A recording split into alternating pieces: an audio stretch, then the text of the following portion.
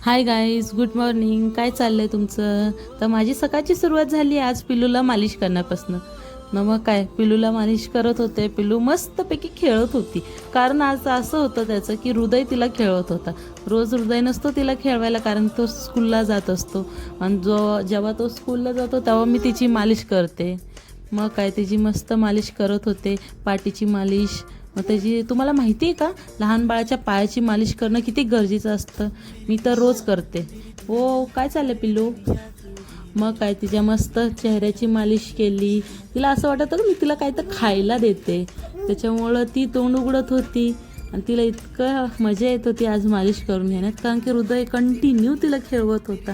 आणि तिला इतकी मजा येत होती, ती हसत हसत मस्त मालिश करून घेते. बाळाची रोज मालिश करणं खूप गरजेचं असतं, त्याच्यामुळं रोज मालिश करा. आणि मग नंतर काय, तिची मालिश झाली, थोड्या वेळ ती झोपली अशीच खेळत खेळत. म्हणलं पाणी वगैरे काढव तोपर्यंत. मग पाणी काढूस तर पाणी काढलं, तिला आंघोळ घातलं. आंघोळ घालून मी मांडीवर दिसतं ती झोपली, पण झोप ही झाली तिची.